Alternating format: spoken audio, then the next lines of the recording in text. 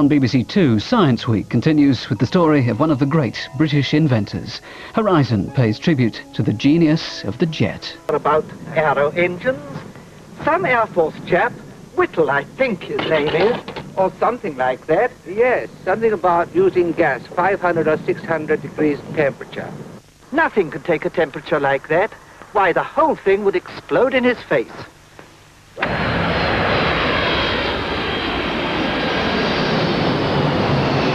Could play a piano without having had a lesson, pick up my old violin and play it. So bright and all so alert. He was a genius. By 1936, he envisaged all the forms of turbine engine we know today. Well, I suppose he was good looking, but the uniform made the man, really. My wife suddenly asked him, "Frank, do you realize what you have achieved?" And Frank said, "Yes."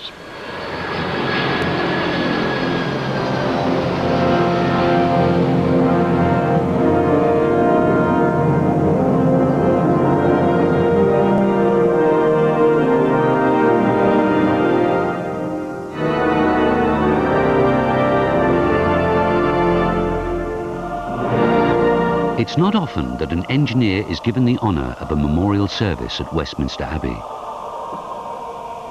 But in November, the Royal Air Force paid tribute to one of its favourite sons, Sir Frank Whittle, who died last summer.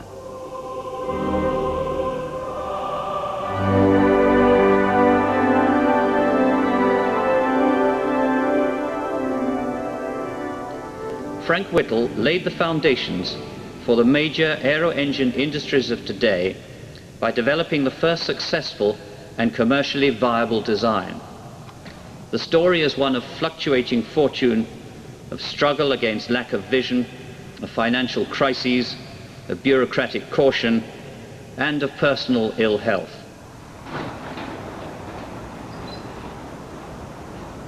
I was born on June the 1st, 1907 in Coventry. My parents were working class. My father was a foreman in machine tool manufacturers. I lived in Coventry for 9 years, went to an elementary school there. And then the family moved to Leamington Spa because my father bought a small, very small, engineering outfit called the Leamington Valve and Piston Ring Company. And I really did get my first engineering experiences there because I helped him sometimes for, I think it was about twopence an hour or something like that, making slots in valve stems. In an interview never broadcast until now, Frank Whittle tells his own story, a story that changed the world. I was always attracted to flying from my earliest years almost. When I was 4, my favourite toy, and this was 1911, was a tin model of a Blériot. And my heroes were people like Captain Albert Ball and Major McCudden and so on, the VCs of the First World War, and I just wanted to fly. So I applied to join as an apprentice. The RAF, however, rejected young Whittle because he was too small. I was sunk for the time being, but before I left the camp, a very kindly physical training sergeant, if you can imagine such a thing, took pity on me, and he gave me a diet to follow and a series of exercises, Max Alding exercises. I did all that for 6 months. I put on 3 inches on height and 3 inches on my chest. So I thought, well, I'll have another shot. And I wrote to the ministry, but they said, no, once you've been turned down, you've been turned down forever. So I thought, well, I'd go through the whole process again in the hope that the bureaucracy wouldn't pick it up. And I was lucky that time and ended up at Cranwell in number 4 wing. Whittle didn't enjoy life as an RAF apprentice, a rank which offered no chance to fly. But he found his niche in the Model Aircraft Society, building working replicas. His plane-making skills singled him out to the authorities. But there was another reason why his commanding officer thought Whittle might be officer material. He thought that he'd got a mathematical genius.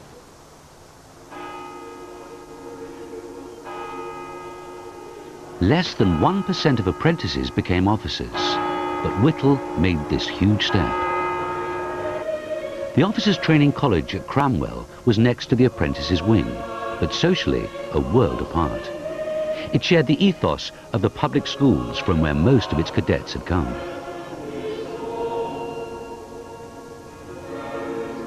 It was an intensive education for Whittle, but it did include flying lessons. I learned to fly on the Avro 504K. That was a very ancient type of aeroplane, 1911 type. The sort with a toothpick between the wheels, you know, to prevent it tipping over on its nose, which in reality it helps it to tip it over on its nose, or even turn upside down. Whittle soon became a daring, if overconfident pilot, and one who had his fair share of accidents. He used to fly upside down over the housing, all against the regulations, of course. Oh, they thought he was marvellous at it, although he nearly frightened my mother to death flying upside down. Nearly dropped a sandbag out of an aircraft once, which was ballasting the aircraft, you know, in the rear seat. And nearly gave her a heart attack, I think, at the time. Between flying and the Cranwell course, Whittle conceived the idea that would make him famous. It started with a student thesis. All cadets had to write a thesis, and I chose future developments in aircraft design, rather ambitious, and rather concentrated on the engine side. But the main thing in that thesis was that I arrived at what I now know was the well-known Breguet formula. I wasn't familiar with it at the time, connecting speed, range, engine efficiency and so forth. And to me that meant that if you wanted to go very fast and far, you would have to go very high, heights of 50,000 feet, that sort of thing, at heights where the piston engine obviously wouldn't work, and at speeds which where the propeller wouldn't work. So I started to look for a new kind of power plant. The propeller planes of the day could only fly at 150 miles an hour. They were noisy and shook the pilot badly. That's because their engines were simply car motors on a bigger scale, with many moving parts. Whittle felt an aesthetic dislike for these machines. The problem with the piston engine as you go up height, even though you supercharge it, is that the power drops off as the air gets thinner, and there eventually comes a point where it won't generate enough power to turn itself over against its own friction. Whittle's idea was based on the same principle as a balloon filled with air. When this escapes, we all know what happens. Well, it didn't come to me out of the blue for the simple reason that I've been trying to find it for 18 months. But just the thought, you might say, that came out of the blue. But how could an engine recreate this force? I considered a piston engine driving a fan inside a hollow fuselage, and then thought, well, why not throw that piston engine away, up the compression ratio of the fan, and substitute a turbine for the piston engine? And there was the turbojet. Whittle's plan proposed only a single moving part. This would be a shaft with a compressor, driven by a turbine at the other end.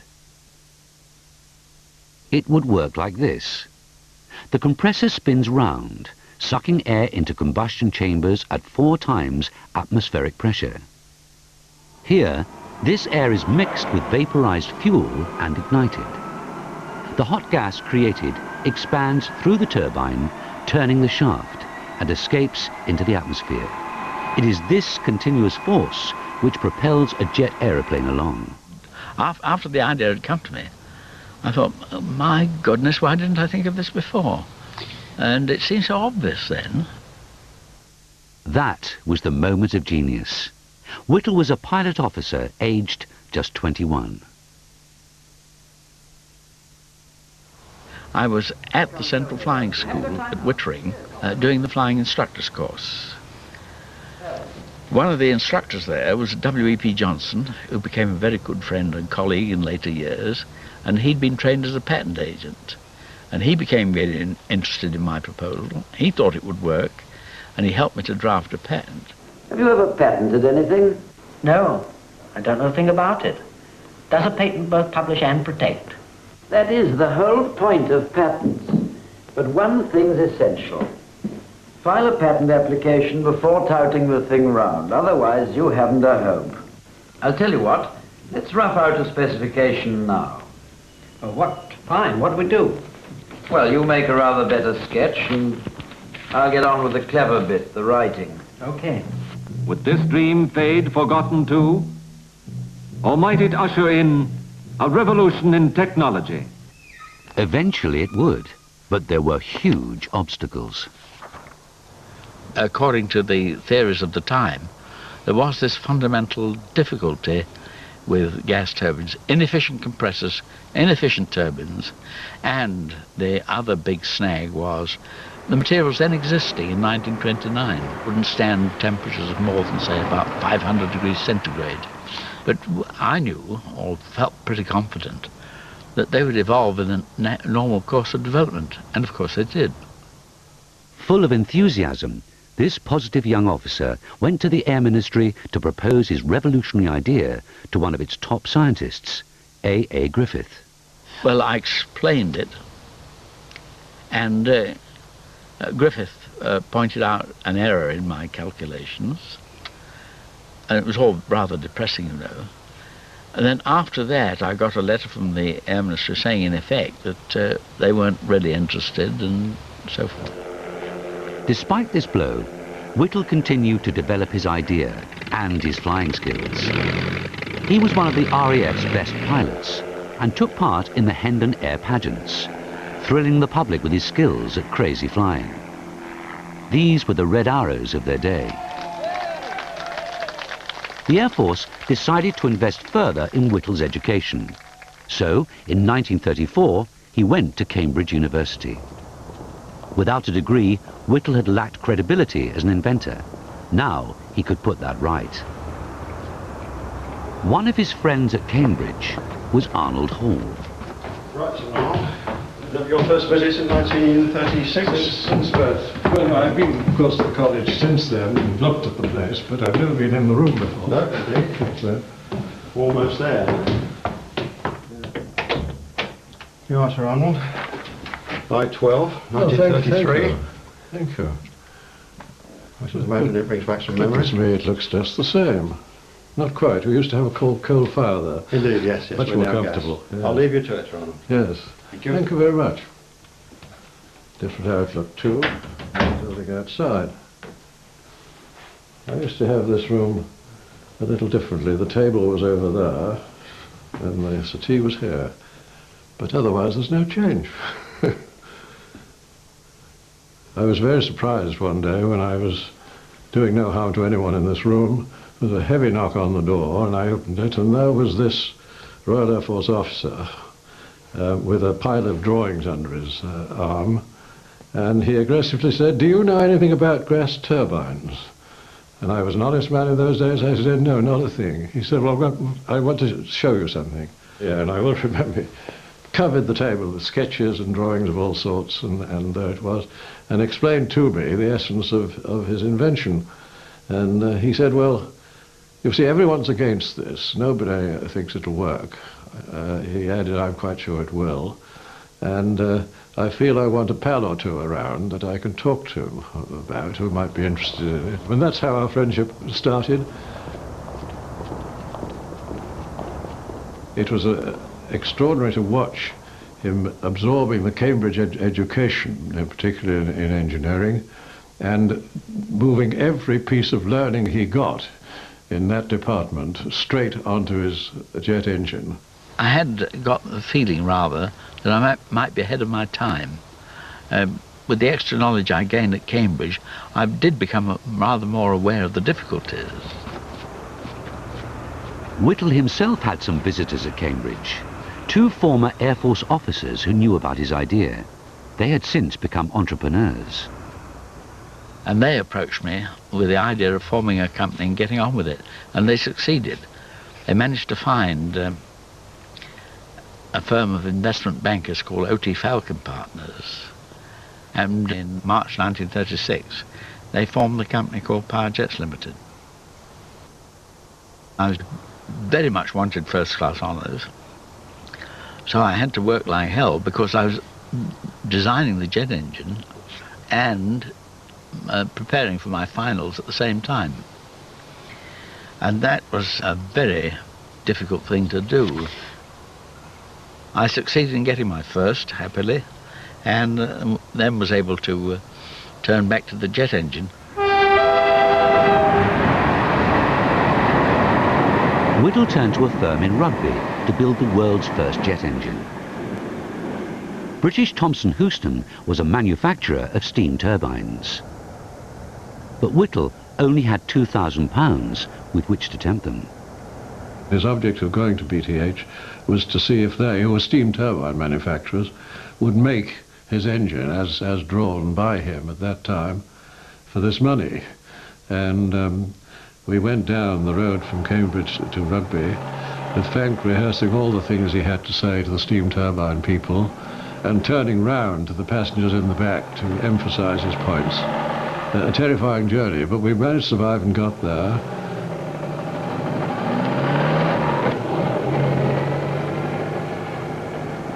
The BTH built the engine. I stood over it more or less while it was going on. I felt that we were going to be all right as far as the simple centrifugal compressor was concerned. I felt that the turbine was going to be all right, but I was uneasy about the combustion problem because we were aiming at 24 times the kind of combustion intensity that was obtainable in those days. But the engine became ready for running proper on April the 12th of 1937. A lot of people said it wouldn't even turn itself over. What did happen proved the very opposite. I gave a signal with my hands to raise the speed with the electric motors, 2,000 RPM, and that was done. And then I opened the main control, and it started it all right.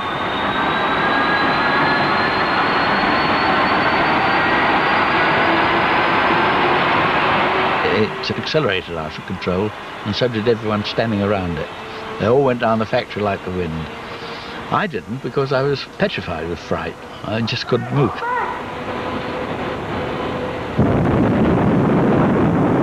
It seemed like perpetual motion, but of course it wasn't. And the fact was that a pool of fuel had accumulated in the combustion chamber, which we didn't know about, and that was keeping it running after I'd switched off the control. Well, that sort of thing happened day after day. We had about 4 of that kind of runaway. Just after the engine first ran and we'd submitted a report to the Air Ministry, this was the subject of another report by Griffith, the man who turned the job down in the early days, and his report damned it with faint praise. He brought in all the difficulties, said that no propeller meant that we wouldn't have the slipstream to help us take off, and so forth. During these years, one of Britain's top technical civil servants was Lord Kingsnorton.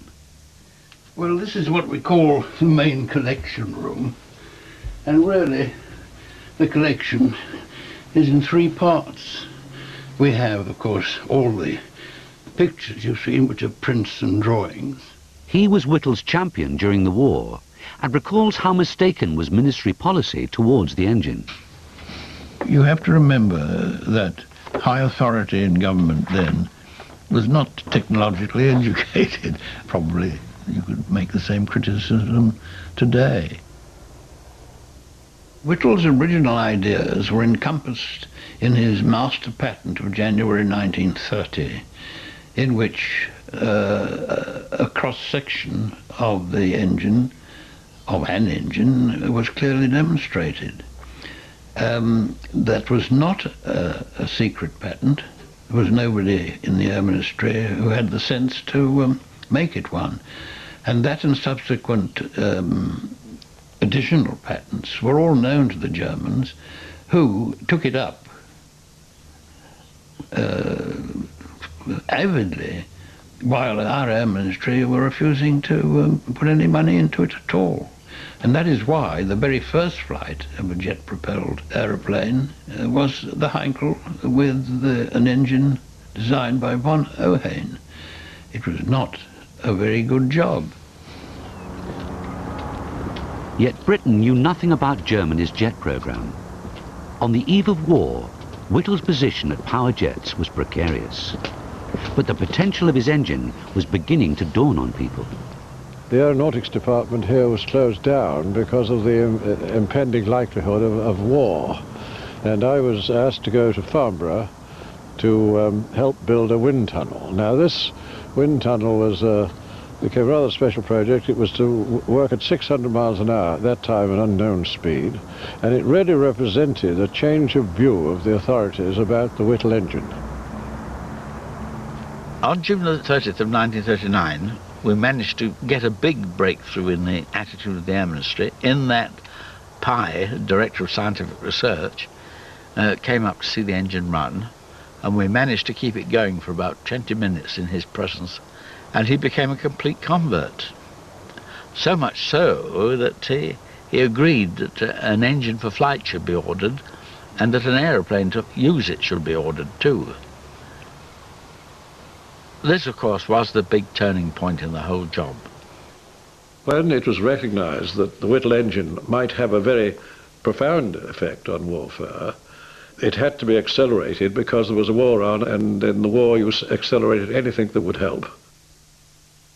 By now, Whittle had been forced to move from Rugby to an old foundry at nearby Lutterworth. Ladywood Works was the name of the site. Today, there's nothing to show that history was once made here. In 1940, Betty Lawton joined Power Jets as a secretary. Surprised really, it's still standing. Such as they are, these were the original buildings, the only offices really that were available at the time. When Sir Frank came over from BTH at Rugby, there's the main entrance, and then these were whatever offices there were. And then Sir Frank had the office in the corner, and that's where he used to, in between times, when he was contemplating different things, he'd open the window and shoot a few rabbits. It's rather dilapidated, isn't it, I'm afraid? But we had some happy times here.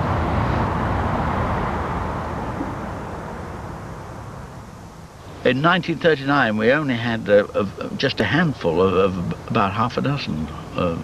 And then beginning of 1940, we began to build up a team, and I was very careful in picking real quality. You know, first class honours Cambridge, first class honours Oxford, Imperial College of Science. One of the bright young engineers Whittle recruited was Geoffrey Bone, then a reserve technical officer in the RAF.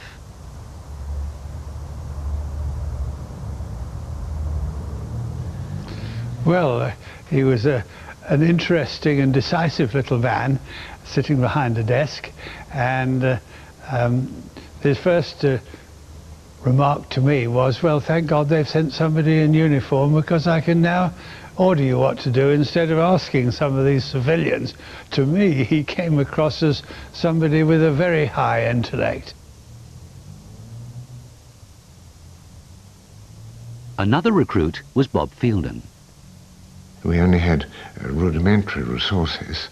I remember, for example, we were all given a weekend off, while a brave man wearing a respirator got up on ladders and blew off the foundry sand from the rafters of our workshop, because this sand kept on blowing down and falling on precision pieces of equipment. It was not a favourable situation at all. When I first arrived, I was put more or less straight away onto combustion testing and combustion development, because the problem at the time was how to burn the necessary vast quantities of paraffin in the small space of the 10 combustion chambers. And the fuel didn't burn adequately and produced vast quantities of smelly gases called aldehydes. And we were used to work in conditions of this Ladywood Works, very often with our feet soaked in paraffin and our clothes and uniform soaked in paraffin. It was just all hours that the good Lord sent, including weekends and so on. And this meant that any of us who had girlfriends, they had to rather neglect them, or those who hadn't time to find them. Lack of space forced Whittle himself to work at Brownsover Hall, a country house nearby. All Mrs. Boughton-Lee's furniture was just pushed to the wall and 2 desks were put in. It wasn't all carpeted like this. We didn't have central heating. It was quite cold, just had an open fire. It's a lovely room, lovely setting. It's very peaceful for him, for his work, you know, when you think. I mean, he wouldn't have had that peace at Lutterworth with the engines running. Oh, well, Sir Frank was great. I mean, I used to work in the next office. And when he opened the door there, framed with his uniform, very smart gentleman, a very unassuming sort of person, very kind. Nobody could have had a nicer boss. He was the father figure for everybody. I mean, his enthusiasm rubbed off onto everyone else. He worked and worked and worked. I mean, he was a workaholic. It did affect his health, yes, definitely. In addition to our continuing financial problems, we had many others, including one string of engineering problems, like having to use the same parts over and over again when they ought to have been scrapped. And of course that was linked with the finance, because we couldn't afford new parts. We had to make do and furbish up damaged parts.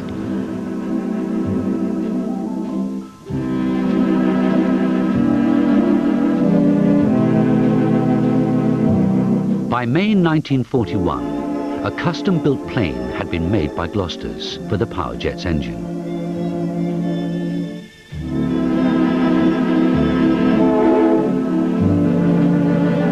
The top-secret aircraft was taken to Cranwell for its maiden flight.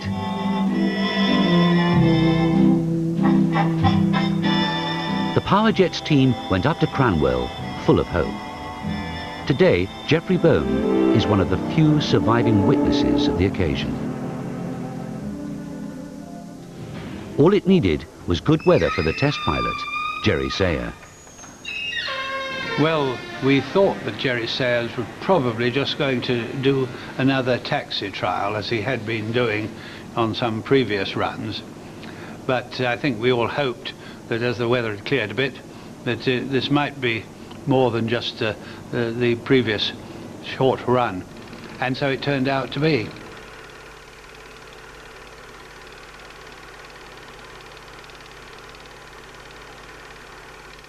Jerry Sayer was sitting at the end of the runway, and a party of us was sitting just to the right, and he held it on the brakes and ran out the engine to full speed, released his brakes, and then he hopped off in about 600 yards. Quite an impressive takeoff. Then he held it down level and then climbed.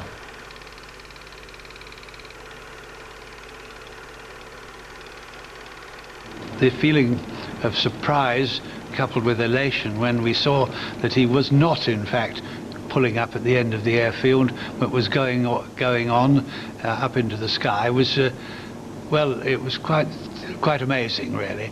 One of my colleagues, Pat Johnson, W.E.P. Johnson, slapped me on the back. He said, "Frank, it flies." And in the tension of the moment, I rather rudely said, "That was bloody well what it was designed to do, isn't it?"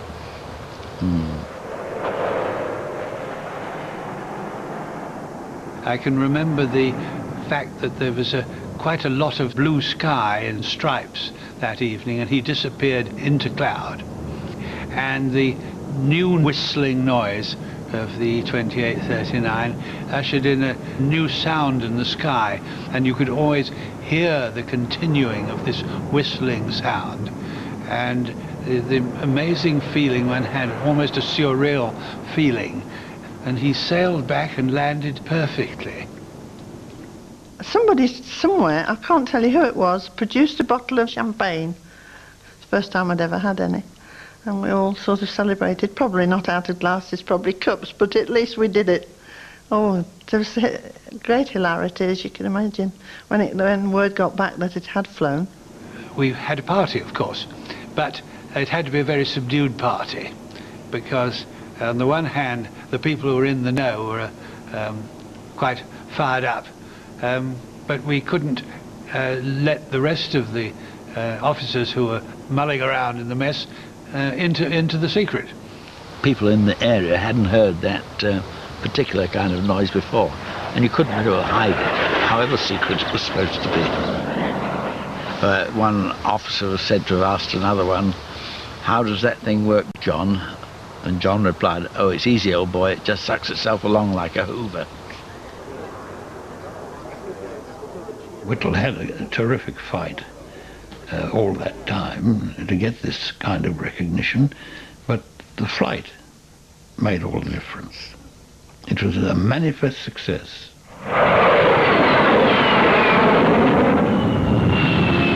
Whittle's engine and the strange new plane with no propeller were clearly where the future lay. Britain's engine makers wanted to be part of it.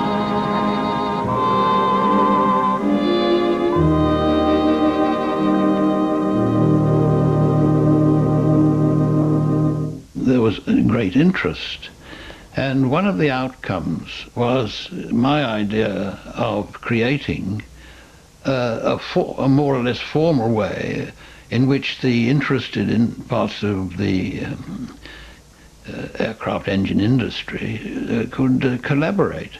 So we formed the Gas Turbine Collaboration Committee, and I was chairman of it.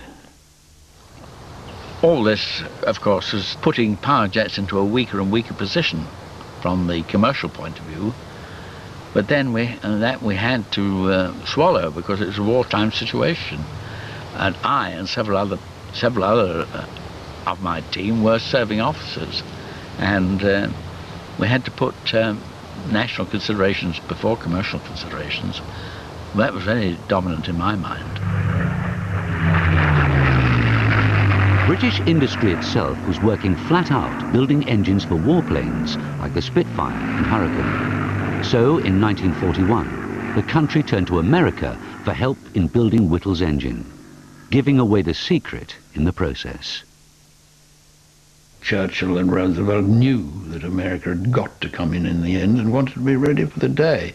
And what is more, we wanted to be sure that we could have a satisfactory production even though we were being bombed to the dickens ourselves. And so there was every reason for getting American manufacturing behind us, even if they'd never come in to the war. We shipped over the engine in parts in the bomb bay of a Liberator, also with the team, who were horribly frightened lest the pilot should pull the wrong lever and they'd all drop into the Atlantic. For America, the jet story began the night of October 4th, 1941, with the arrival of a highly secret engine assembly at a Boston airport. It was Britain's now famous Whittle turbojet, the first jet engine successfully produced and flown by the Allies. Gentlemen, I give you the Whittle engine. Consult all you wish and arrive at any decision you please, just as long as you accept a contract to build 15 of them. They had that engine, their engine, version of the W2B, called the Type I, on test in April of 42, so just rather less than 6 months, which is astonishing.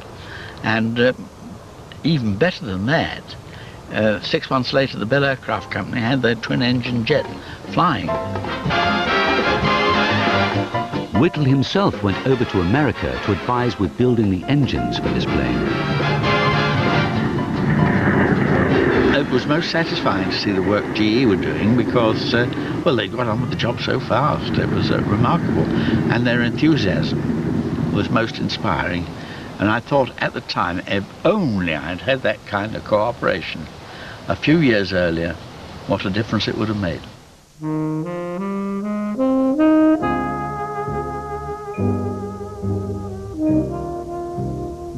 This is a Meteor, and the Meteor was, of course, the main focus of effort in the 1940s in the endeavour to get a fighter aircraft into the air for usable by the RAF ahead of the Germans. The Air Force eagerly awaited this new plane, but Powerjets was denied the means to mass produce its engines. The job had been given to Rover, the car maker. We intended that the Rover Company should be subcontractors and only subcontractors, but unfortunately they went behind our back to the ministry and tried to get direct contracts, and eventually they succeeded in doing that. And instead of being subcontractors to us, they in effect became competitors who had the advantage of having all our information handed to them on the orders of the ministry. Rover also made design changes to the Meteor's engines, which greatly delayed their production. The problem was only solved when Rover was told to give the job to Rolls-Royce, with its vast expertise in aero engines. But this would only weaken power jets further.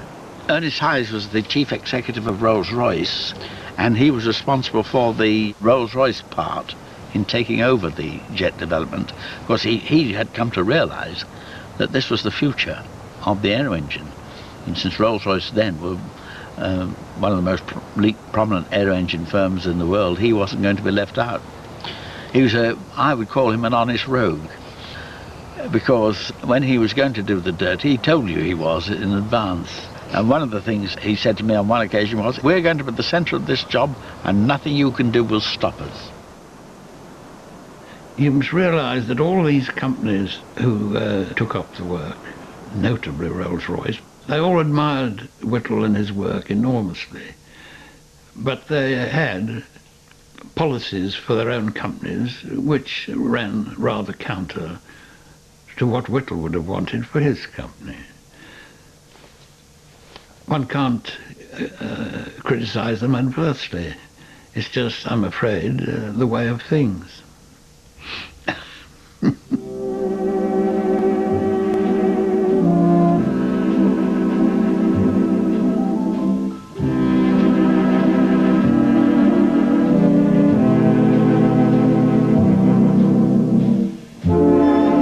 With Rolls-Royce engines, the Meteor first flew in 1943.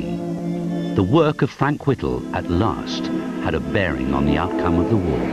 We had been working in complete secrecy until early January 1944, at which time, for reasons I don't really know, the British and American governments decided to make an announcement about it. It was like the world blew up around me. The shock was very considerable. The press descended on the Whittle household. He wasn't allowed to tell Mother what he was doing, and I think she really felt rather offended by that. So there was a sort of an atmosphere, and she says he has had time for nothing but his job. I got fed up about it sometimes. What woman wouldn't?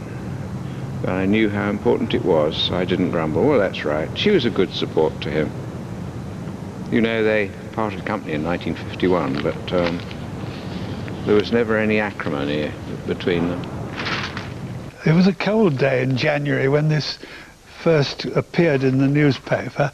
Of course, what's interesting about this is how the journalists had quite a problem as to what headlines they were going to put on it. The first thing is a fighter with no propeller, and then they say driven by hot air. I think a lot of people wondered where on earth the hot air was coming from. And it's delightful. They say all tests passed. Well, one can only wish that that had in fact been the case. Adulated by the press, it seemed Whittle was at his peak. Power Jets by now had a factory where engines could be made in volume. Whittle had a clear vision for his company. No one except Power Jets had risked any money, except the government, of course. And I felt that the government having put in $2 million, that all the companies should be nationalised, forming a collective turbojet establishment, and of course I hoped that Power Jets would be at the top of the pyramid, with myself as chief engineer. But only Power Jets was nationalised, and to Whittle's dismay, he was then told it could not make engines in competition with private industry.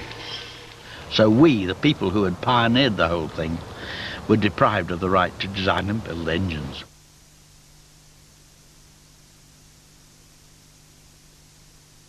Needless to say, he was disappointed, and I think from the point of view of an RAF officer, he had regarded power jets to some extent as an operational command, and it's, as it were, he had this operational command taken off him.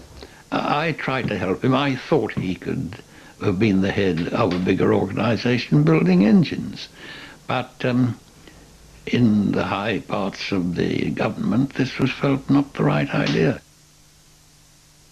Whittle's fame meant a busy life giving lectures here and abroad, but in his mind were visions for the jet engines of the next 20 years. And yet his former rivals never hired him. I know there were talks between Hives and Whittle, in which Hives had the idea of bringing Whittle into the Rolls-Royce ambit and team, but they didn't quite agree. I think I'd put it that I was sorry rather than surprised. Frank Whittle, a very determined, very talented man, but he was essentially someone who wanted to get on and do things. He was single-minded. That sort of person, of course, and particularly in a post-war situation, can be regarded as rather a nuisance, put it that way. Whittle's stature made him hard to place in an industry which he had founded himself. But Britain soon thanked him with a knighthood. He was also rewarded financially. Was this really enough for founding such a huge industry? Well, I'm quite sure it wasn't. I think that in light of what has happened, of course, as a result of Whittle's work, you could see that he was much under-rewarded in that way, if you want to put it in money terms. I remember particularly the way he was so very loyal to all his staff. And when he had his first award, he called several of us into his office one by one and asked us about our personal situations, and then wrote out cheques to us, giving us part of the award, which was extremely generous of him. Whittle's loyalty to his staff inspired their lifelong devotion, but they moved on, and he left the Air Force he loved so much. He had time on his hands to travel and to try to recuperate. In many ways I paid quite heavily for the work I did. There was the awful race against time. That dominated life. On top of all the technical difficulties, there were the financial difficulties, there was the skullduggery of people who were messing things up, and oh, it was frustration after frustration, and it took its toll. I began to have a series of nervous breakdowns. And for years, it was years before I really recovered my health.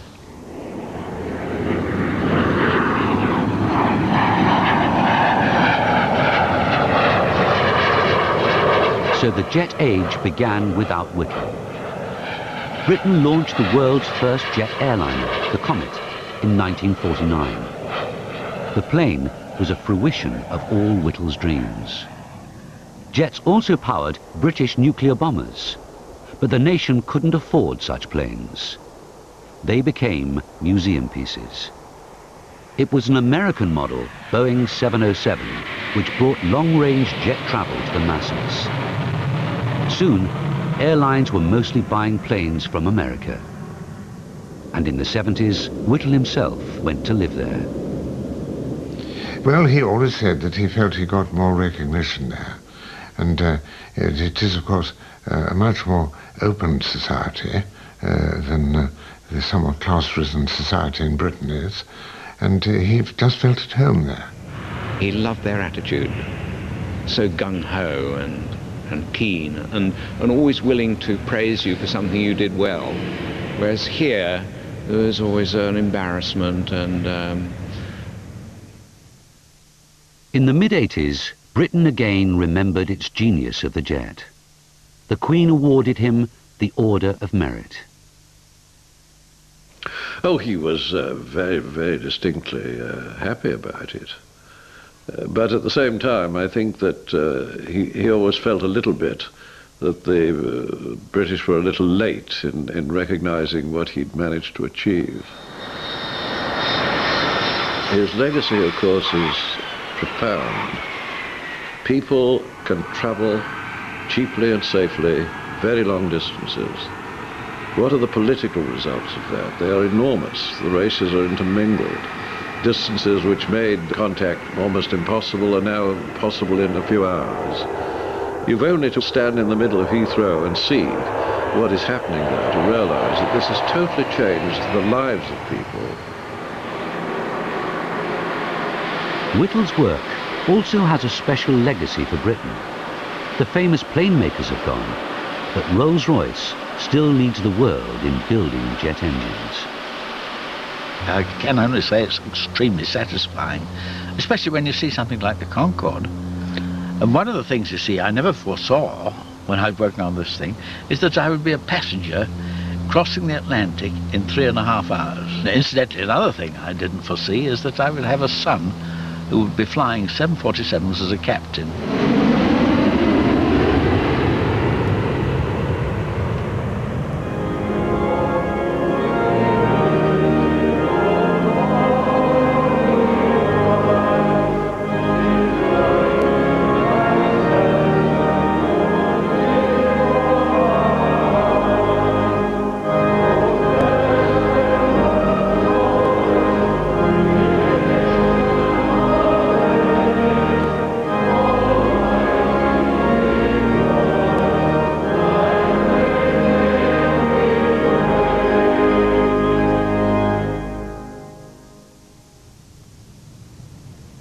He and I had wanted the opportunity to fly together, preferably in an open cockpit biplane, so that together we could loop and spin and climb and dive. This modest ambition was never realized for one reason or another. On the last morning of his life, I leant over his bed and said, "Dad, let's put on our kit and go flying." He opened his eyes and looked at me and smiled. That evening, with Hazel holding his hand, he died. And I wondered if he went flying, and if he did, if he went on his own, or did he have a companion.